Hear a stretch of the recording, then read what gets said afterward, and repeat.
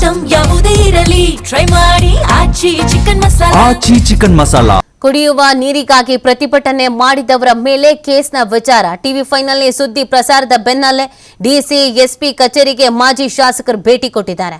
Case ಹಿಂಪಡೆಯುವಂತೆ ಮಾಜಿ ಶಾಸಕ ದೊಡ್ಡನಗೌಡ ಪಾಟೀಲ್ ಒತ್ತಾಯವನ್ನ ಮಾಡಿರೋದು. ಬಾಗಲಕೋಟೆ ಜಿಲ್ಲಾಧಿಕಾರಿ ಸಂಗಪ್ಪಗೆ ಮಾಜಿ ಶಾಸಕರು ಮನವಿ ಮಾಡಿಕೊಂಡಿದ್ದಾರೆ. ಸಾರ್ವಜನಿಕರ ಮೇಲಿನ ಕೇಸ್ ಹಿಂಪಡೆಯದೇ ಇದ್ರೆ ಹೋರಾಟ ಮಾಡಬೇಕಾಗುತ್ತೆ ಅನ್ನುವಂತ ಎಚ್ಚರಿಕೆಯನ್ನು ಕೂಡ ಕೊಟ್ಟಿದ್ದಾರೆ. ಬಾಗಲಕೋಟೆ ಜಿಲ್ಲೆ ಇಳಕಲ್ ನಗರಸಭೆಯಲ್ಲಿ ನಡೆದಿದ್ದು ಈ ಪ್ರತಿಭಟನೆ.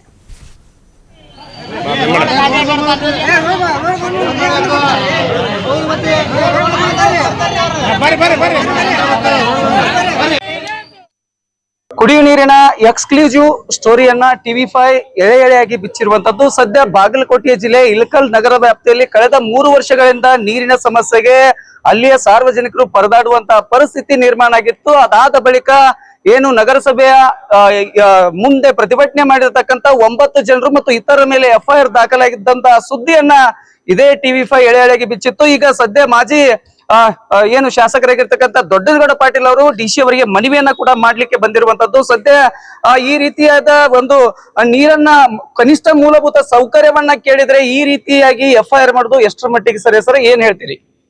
ಇದು ಏನ್ ತೋರಿಸ್ಕೊಡುತ್ತ ಅಂದ್ರೆ ಮೂಲಭೂತ ಹಕ್ಕುಗಳಾದ ಕುಡಿಯೋ ನೀರು ಇರಬಹುದು, ಇನ್ನಿತರ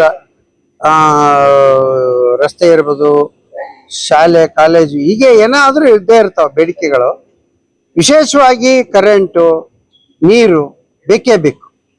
ಯಾವತ್ತೂ ಕೂಡ ಮನುಷ್ಯನಿಗೆ 24/7 ಕರೆಂಟು ಮತ್ತು ನೀರು ಬೇಕೇ ಬೇಕು.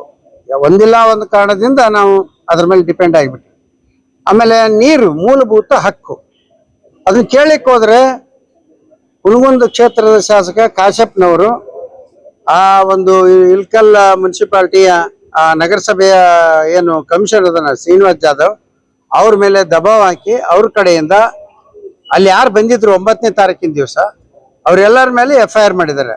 ಎಲ್ಲರ ಮೇಲೆ ಅಂದ್ರೆ ಈಗ 9 ಮಂದಿ ಹೆಸರು ಬರೆದಿದ್ದಾರೆ. ಹಾಗೂ ಇನ್ನಿತರ ಅಂದ್ರೆ ಆಯ್ತದ ಎಲ್ಲ ಯಾರನ್ನಾದ್ರೂ ಸೇರಿಸಬಹುದು. ಈ ರೀತಿ ದೌರ್ಜನ್ಯ ಮತ್ತು ದರ್ಪು ದುರಾಡಳಿತ ಇವತ್ತು ಹುನಗುಂದ ಮತಕ್ಷೇತ್ರದಲ್ಲಿ ನಡೆದಂತ ಸಂದರ್ಭದಲ್ಲಿ ಕಳೆದ 3 ವರ್ಷಗಳಿಂದ ನೀರಿನ ಸಮಸ್ಯೆ ಆಗಿದೆ. ಅದಕ್ಕೇನು ಮುಂಚೆ ಇರ್ಲಿಲ್ಲ. ಯಾಕಿರ್ಲಿಲ್ಲ, ಈಗ ಯಾಕೆ ಆಗ್ತಾ ಇದೆ? ಅದು 24/7 ವಾಟರ್ ಸಪ್ಲೈ ಸ್ಕೀಮ್ ಅಂತೇಳಿ ನಾವು ಮಾಡಿದ್ದು. ಅದನ್ನ 24/7 ಬರ್ತಿತ್ತು ಅದು. ಸರ್, ಈಗ ಬಿಜೆಪಿ ಕಾಂಗ್ರೆಸ್ ಅನ್ನ ಹೊರತುಪಡಿಸಿ ಇಲ್ಲಿ ನೀರಿನ ಸಮಸ್ಯೆಯನ್ನ ಬಗೆಹರಿಸಬೇಕಾಗಿತ್ತು. ಆದ್ರೆ ಸಾರ್ವಜನಿಕರ ಮೇಲೆ ಕೇಸ್ ಹಾಕಿದ್ದು ಎಷ್ಟರ ಮಟ್ಟಿಗೆ ಸರಿ? ಇದಕ್ಕೆ ಈ DC ಅವರು ಖುದ್ದಾಗಿ ಹೇಳಿದ್ರು. CM ಸಿದ್ದರಾಮಯ್ಯ ಅವರು ನೀರಿನ ಅಭಾವದವರಿಗೆ ಅಧಿಕಾರಿಗಳ ಹೊಣೆ ಅನ್ನುವಂತ ಮಾಹಿತಿಗಳನ್ನ ಕೂಡ ಈ ಹಿಂದೆ ಹೇಳಿದ್ರು. ಆದ್ರೆ ಏನ್ ಹೇಳಿದ್ರಿ? ಈಗ ಮಾನ್ಯ ಮುಖ್ಯಮಂತ್ರಿಗಳಾಗಿದ್ದಂತ ಅಂದಿನ ಮುಖ್ಯಮಂತ್ರಿ ಆಗಿರ್ತಕ್ಕಂಥ ಸನ್ಮಾನ್ಯ ಸಿದ್ದರಾಮಯ್ಯನವರು ಬೇಸಿಗೆ ಕಾಲ ಪ್ರಾರಂಭದ ಹಂತದಲ್ಲಿ ಹೇಳಿದ್ರು.